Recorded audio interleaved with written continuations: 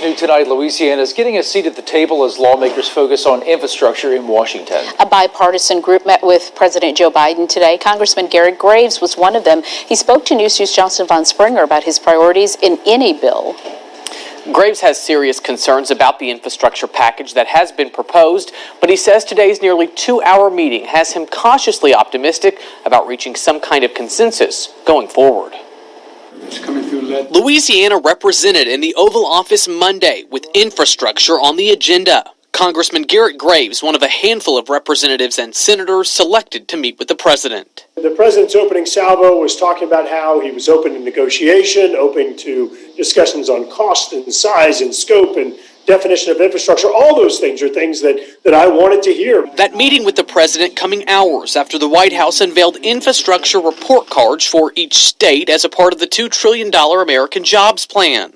Louisiana earning a D+ with thousands of miles of bridges and roads in bad condition. That's unacceptable. It is. You have a state like Louisiana that is such an important infrastructure and intermodal center for this entire country. While lawmakers discussed the details of what an infrastructure package would look like, Graves was focused on one project, nearly 1,200 miles away.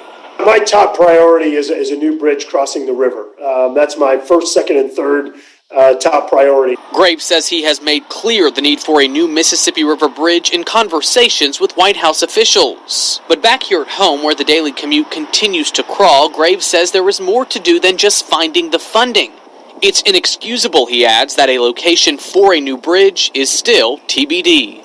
There's not a project for us to fund until they determine where that bridge is going to go, what the connections to LA1 on the west side and Highway 30 Nicholson on the east side. There's not a project for us to fund. And the fact that we're still even talking about this is crazy. I mean, this need has been there for decades. Graves, who disagrees with large portions of the current proposal, shares the frustrations of hundreds of thousands of capital area commuters, but believes, just like the Comey River Diversion Canal and other projects, that a new bridge can finally get federal help after decades of delays. The bridge is going to be a huge project, a huge challenge, the largest one before us. But I'll tell you, I am optimistic that we're going to be able to make some progress on it. But we've got to change the way that we actually deliver projects.